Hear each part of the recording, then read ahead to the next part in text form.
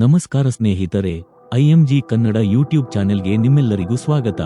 ಬನ್ನಿ, ನಾವು ಇವತ್ತು ಕರ್ನಾಟಕದಲ್ಲಿ ಹರಿಯುವ ಪ್ರಮುಖ ನದಿಗಳ ಬಗ್ಗೆ ತಿಳಿದುಕೊಳ್ಳೋಣ. ಮೊದಲಿಗೆ ನಾವು ಕರ್ನಾಟಕದ ಜೀವನದಿ ಹಾಗೂ ದಕ್ಷಿಣ ಗಂಗೆ ಎಂದು ಪ್ರಸಿದ್ಧವಾಗಿರುವ ಕಾವೇರಿ ನದಿಯ ಬಗ್ಗೆ ತಿಳಿದುಕೊಳ್ಳೋಣ. ಕೊಡಗು ಜಿಲ್ಲೆಯ ತಲಕಾವೇರಿಯಲ್ಲಿ ಉಗಮವಾಗುವ ಕಾವೇರಿ ನದಿ ಮೈಸೂರು, ಮಂಡ್ಯ, ಚಾಮರಾಜನಗರ ಹಾಗೂ ತಮಿಳುನಾಡಿನ ಮುಖಾಂತರ ಹರಿದು ಬಂಗಾಳ ಕೊಲ್ಲಿಯನ್ನ ಸೇರುತ್ತೆ. ಕಾವೇರಿ ನದಿಯ ಒಟ್ಟು ಉದ್ದ 800 ಕಿಲೋಮೀಟರ್ಗಳಾಗಿದ್ದು, ಕರ್ನಾಟಕದಲ್ಲಿ 320 ಕಿಲೋಮೀಟರ್ ಹಾಗೂ ತಮಿಳುನಾಡಿನಲ್ಲಿ 416 ಕಿಲೋಮೀಟರ್ ಮತ್ತು ಕರ್ನಾಟಕ ಮತ್ತು ತಮಿಳುನಾಡು ಗಡಿಯಲ್ಲಿ 64 ಕಿಲೋಮೀಟರ್ ಹರಿಯುತ್ತೆ. ಕಾವೇರಿ ನದಿಗೆ ಹಾರಂಗಿ, ಹೇಮಾವತಿ, ಕಬಿನಿ, ಭವಾನಿ, ಲಕ್ಷ್ಮಣ ತೀರ್ಥ, ನೋಯಾಲ್ ಮತ್ತು ಅರ್ಕಾವತಿ ಸೇರಿದಂತೆ ಹಲವು ಉಪನದಿಗಳಿವೆ. ಕರ್ನಾಟಕದಲ್ಲಿ ಕಾವೇರಿ ನದಿಗೆ 12 ಜಲಾಶಯ ಮತ್ತು ಅಣೆಕಟ್ಟುಗಳಿವೆ. ಕರ್ನಾಟಕದಲ್ಲಿ ಕೆಆರ್ಎಸ್ ಮತ್ತು ಕಬಿನಿ ಅಣೆಕಟ್ಟು, ತಮಿಳುನಾಡಿನಲ್ಲಿ ಮೆಟ್ಟೂರು ಅಣೆಕಟ್ಟು ಇವುಗಳಲ್ಲಿ ಪ್ರಮುಖವಾದವು. ಕಾವೇರಿ ನದಿಯು ಕರ್ನಾಟಕದಲ್ಲಿ ಗಗನಚುಕ್ಕಿ ಮತ್ತು ಭರಚುಕ್ಕಿ ಜಲಪಾತಗಳನ್ನು, ಕರ್ನಾಟಕ ತಮಿಳುನಾಡು ಗಡಿಯಲ್ಲಿ ಹೊಗೇನಕಲ್ ಜಲಪಾತವನ್ನು ಸೃಷ್ಟಿಸುತ್ತದೆ. ಕೋಲಾರದ ಚಿನ್ನದ ಗಣಿಗಾರಿಕೆಗೆ ವಿದ್ಯುತ್ ಒದಗಿಸಲು 1902ರಲ್ಲಿ ಕಾವೇರಿ ನದಿಗೆ ಶಿಂಷಾ ಬಳಿ ಏಷ್ಯಾದ ಮೊದಲ ಜಲ ವಿದ್ಯುತ್ ಘಟಕವನ್ನು ಸ್ಥಾಪಿಸಲಾಯಿತು. ಕಾವೇರಿ ಜಲಾನಯನ ಪ್ರದೇಶವು 81,155 ಚದರ ಕಿಲೋಮೀಟರ್ ಎಂದು ಅಂದಾಜಿಸಲಾಗಿದ್ದು, ತಮಿಳುನಾಡಿನಲ್ಲಿ 43,868 ಚದರ ಕಿಲೋಮೀಟರ್, ಕರ್ನಾಟಕದಲ್ಲಿ 34,372 ಚದರ ಕಿಲೋಮೀಟರ್, ಕೇರಳದಲ್ಲಿ 2,866 ಚದರ ಕಿಲೋಮೀಟರ್ ಮತ್ತು ಪುದುಚೇರಿಯಲ್ಲಿ 148 ಚದರ ಕಿಲೋಮೀಟರ್ ಪ್ರದೇಶಕ್ಕೆ ನೀರಾವರಿಯನ್ನ ಒದಗಿಸುತ್ತೆ. ಎರಡನೆಯದಾಗಿ ತುಂಗಭದ್ರಾ ನದಿ.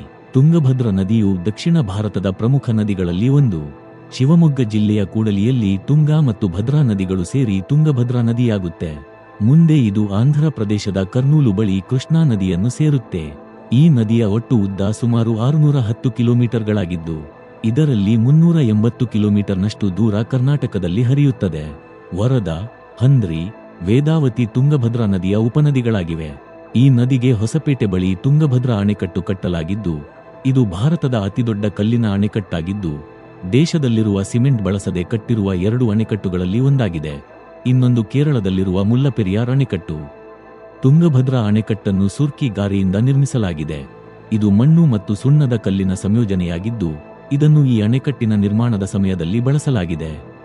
ನದಿಯ ಒಟ್ಟು ಜಲಾನಯನ ಪ್ರದೇಶ ಕೃಷ್ಣಾ ನದಿಯೊಂದಿಗೆ ಸಂಗಮವಾಗುವವರೆಗೆ 69,552 ಚದರ ಕಿಲೋಮೀಟರ್ ಮತ್ತು ತುಂಗಭದ್ರಾ ಅಣೆಕಟ್ಟಿನವರೆಗೆ 27,177 ಚದರ ಕಿಲೋಮೀಟರ್ ಅಷ್ಟಿದೆ.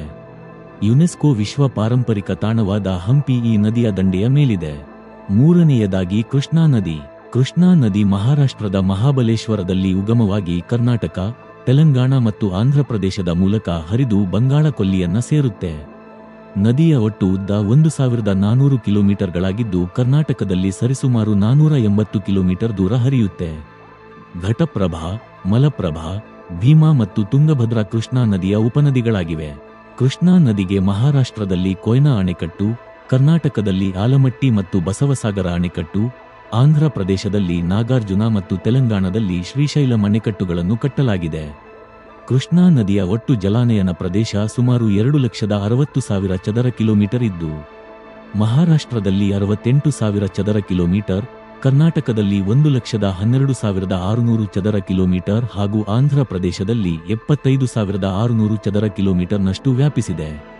ಕೃಷ್ಣಾ ನದಿಯ ವಿಶೇಷತೆ ಏನೆಂದರೆ, ಕೃಷ್ಣಾ ನದಿ ಜಲಾನಯನ ಪ್ರದೇಶವು ತೈಲ ಮತ್ತು ಅನಿಲ, ಕಲ್ಲಿದ್ದಲು, ಕಬ್ಬಿಣ, ಸುಣ್ಣದ ಕಲ್ಲು, ಡಾಲಮೈಟ್, ಚಿನ್ನ, ಗ್ರಾನೈಟ್, ಲ್ಯಾಟರೈಟ್, ಯುರೇನಿಯಂ, ವಜ್ರಗಳು ಮುಂತಾದ ಅಮೂಲ್ಯ ಖನಿಜ ನಿಕ್ಷೇಪಗಳಿಂದ ಕೂಡಿದೆ. ನಲ್ಗೊಂಡದಲ್ಲಿ ಯುರೇನಿಯಂ ನಿಕ್ಷೇಪ, ಕೊಲ್ಲೂರಿನಲ್ಲಿ ವಜ್ರದ ಗಣಿ, ಹಟ್ಟಿಯಲ್ಲಿ ಚಿನ್ನದ ಗಣಿ ಕೆಲವು ಪ್ರಮುಖ ನಿಕ್ಷೇಪಗಳಾಗಿವೆ. ನಾಲ್ಕನೆಯದಾಗಿ ಶರಾವತಿ ನದಿ. ಶರಾವತಿ ನದಿಯು ಕರ್ನಾಟಕದ ಪ್ರಮುಖ ನದಿಗಳಲ್ಲೊಂದಾಗಿದ್ದು, ಈ ನದಿಯು ಭಾರತದಲ್ಲಿ ಪಶ್ಚಿಮ ದಿಕ್ಕಿನಲ್ಲಿ ಹರಿಯುವ ನದಿಗಳಲ್ಲಿ ಒಂದಾಗಿದೆ. ಶರಾವತಿ ನದಿಯು ಶಿವಮೊಗ್ಗ ಜಿಲ್ಲೆಯ ತೀರ್ಥಹಳ್ಳಿ ತಾಲ್ಲೂಕಿನ ಅಂಬುತೀರ್ಥದಲ್ಲಿ ಉಗಮವಾಗಿ ಹೊನ್ನಾವರದ ಬಳಿ ಅರಬ್ಬಿ ಸಮುದ್ರಕ್ಕೆ ಸೇರುತ್ತೆ. ಶರಾವತಿ ನದಿ ಹರಿಯುವ ಉದ್ದ ಸುಮಾರು 128 ಕಿಲೋಮೀಟರ್ಗಳಾಗಿದ್ದು, ನಂದಿಹೊಳೆ, ಹರಿದ್ರಾವತಿ, ಮಾವಿನಹೊಳೆ, ಹಿಲ್ಕುಂಜಿ, ಎಣ್ಣೆಹೊಳೆ, ಹರ್ಲಿಹೊಳೆ, ನಾಗೋಡಿಹೊಳೆ ಶರಾವತಿ ನದಿಯ ಉಪನದಿಗಳಾಗಿವೆ. ಶರಾವತಿ ನದಿಗೆ ಸಾಗರ ತಾಲ್ಲೂಕಿನಲ್ಲಿ ಲಿಂಗನಮಕ್ಕಿ ಅಣೆಕಟ್ಟು ಹಾಗೂ ಉತ್ತರ ಕನ್ನಡ ಜಿಲ್ಲೆಯಲ್ಲಿ ಗೇರುಸೊಪ್ಪ ಅಣೆಕಟ್ಟನ್ನು ಕಟ್ಟಲಾಗಿದೆ. ನದಿಯ ಜಲಾನಯನ ಪ್ರದೇಶವು 2985 ಚದರ ಕಿಲೋಮೀಟರ್ ವಿಸ್ತೀರ್ಣವನ್ನು ಹೊಂದಿದೆ. ನದಿಯ ವಿಶೇಷತೆ ಏನೆಂದರೆ, ಶರಾವತಿ ನದಿಯು ಶಿವಮೊಗ್ಗದ ಬಳಿ ಭಾರತದ 3ನೇ ಅತಿ ಎತ್ತರದ ಜಲಪಾತವಾದ ಜೋಗ ಜಲಪಾತವನ್ನ ಸೃಷ್ಟಿಸುತ್ತದೆ ಹಾಗೂ ನದಿಯ ಜಲಾನಯನ ಪ್ರದೇಶ ಜೀವವೈವಿಧ್ಯದಿಂದ ಸಮೃದ್ಧವಾಗಿದ್ದು, ಶರಾವತಿ ನದಿ ಜಲಾನಯನ ಪ್ರದೇಶದ ಒಂದು ಭಾಗವನ್ನು ವನ್ಯಜೀವಿ ಅಭಯಾರಣ್ಯವೆಂದು ಘೋಷಿಸಲಾಗಿದೆ. 431 ಕಿಲೋಮೀಟರ್ ವಿಸ್ತೀರ್ಣದಲ್ಲಿ ಹರಡಿರುವ ಇದು ದಟ್ಟವಾದ ನಿತ್ಯಹರಿದ್ವರ್ಣ ಮತ್ತು ಅರೆ ನಿತ್ಯಹರಿದ್ವರ್ಣ ಕಾಡುಗಳನ್ನು ಹೊಂದಿದೆ ಹಾಗೂ 128 ಚದರ ಕಿಲೋಮೀಟರ್ ವಿಸ್ತೀರ್ಣವನ್ನು ಹೊಂದಿರುವ ಲಿಂಗನಮಕ್ಕಿ ಜಲಾಶಯವು ಈ ಅಭಯಾರಣ್ಯದ ಒಂದು ಭಾಗವಾಗಿದೆ. 5ನೇಯದಾಗಿ ಹೇಮಾವತಿ ನದಿ. ಕಾವೇರಿ ನದಿಯ ಪ್ರಮುಖ ಉಪನದಿಯಾಗಿರುವ ಹೇಮಾವತಿ ನದಿಯು ಚಿಕ್ಕಮಗಳೂರು ಜಿಲ್ಲೆಯ ಪಶ್ಚಿಮ ಘಟ್ಟಗಳಲ್ಲಿ ಉಗಮವಾಗಿ ಹಾಸನ ಜಿಲ್ಲೆಯ ಮೂಲಕ ಹರಿದು ಮಂಡ್ಯದ ಕೆಆರ್ಎಸ್ ಜಲಾಶಯದಲ್ಲಿ ಕಾವೇರಿ ನದಿಗೆ ಸೇರುತ್ತೆ. ಯಗಚಿ ನದಿಯು ಹೇಮಾವತಿ ನದಿಯ ಉಪನದಿಯಾಗಿದೆ. 245 ಕಿಲೋಮೀಟರ್ ಉದ್ದವಿರುವ ಹೇಮಾವತಿ ನದಿ ಸುಮಾರು 5410 ಚದರ ಕಿಲೋಮೀಟರ್ ಜಲಾನಯನ ಪ್ರದೇಶವನ್ನ ಹೊಂದಿದೆ. ಹೇಮಾವತಿ ನದಿಗೆ ಅಡ್ಡಲಾಗಿ ಗೊರೂರು ಅಣೆಕಟ್ಟನ್ನು ಹಾಸನ ಜಿಲ್ಲೆಯ ಗೊರೂರು ಬಳಿ ನಿರ್ಮಿಸಲಾಗಿದೆ. ಈ ಅಣೆಕಟ್ಟು ಹಾಸನ ಮತ್ತು ಮಂಡ್ಯ ಜಿಲ್ಲೆಗಳ ಹೆಚ್ಚಿನ ಭಾಗಕ್ಕೆ ಮಾತ್ರವಲ್ಲದೆ ತುಮಕೂರು ಜಿಲ್ಲೆಯ ದೂರದ ಪ್ರದೇಶಗಳಿಗೂ ನೀರಾವರಿ ಮತ್ತು ಕುಡಿಯುವ ನೀರನ್ನು ಒದಗಿಸುತ್ತೆ. ವಿಶೇಷವೇನೆಂದರೆ, ಈ ಅಣೆಕಟ್ಟಿನ ನಿರ್ಮಾಣದ ಸಮಯದಲ್ಲಿ ಮುಳುಗಿದ 1860ರಲ್ಲಿ ಫ್ರೆಂಚ್ ಮಿಷನರಿಗಳು ಗೋಥಿಕ್ ವಾಸ್ತುಶಿಲ್ಪ ಶೈಲಿಯಲ್ಲಿ ನಿರ್ಮಿಸಿದ ರೋಸರಿ ಚರ್ಚ್ ಮಳೆಗಾಲದಲ್ಲಿ ಮುಳುಗಿ ಹೋಗುತ್ತೆ. ಇದನ್ನು ಬೇಸಿಗೆಯ ತಿಂಗಳುಗಳಲ್ಲಿ ನೀರಿನ ಮಟ್ಟ ಕಡಿಮೆಯಾದಾಗ ಮಾತ್ರ ನೋಡಬಹುದು. 6ನೇಯದಾಗಿ ಕಬಿನಿ ನದಿ. ಕಾವೇರಿ ನದಿಯ ಪ್ರಮುಖ ಉಪನದಿಗಳಲ್ಲಿ ಒಂದಾಗಿರುವ ಕಬಿನಿ ಅಥವಾ ಕಪಿಲ ನದಿಯು ಪನಮರಂ ನದಿ ಮತ್ತು ಮನಂತವಾಡಿ ನದಿಯ ಸಂಗಮದಿಂದ ಕೇರಳದ ಕೋಳಿಕೊಡೆ ಜಿಲ್ಲೆಯ ಕವಿಲುಂಪಾರ ಬಳಿ ಹುಟ್ಟುತ್ತದೆ. ಪನಮರಂ, ಮನಂತವಾಡಿ, ತಾರಕ ಮತ್ತು ನುಗು ನದಿಗಳು ಕಬಿನಿ ನದಿಯ ಉಪನದಿಗಳಾಗಿವೆ.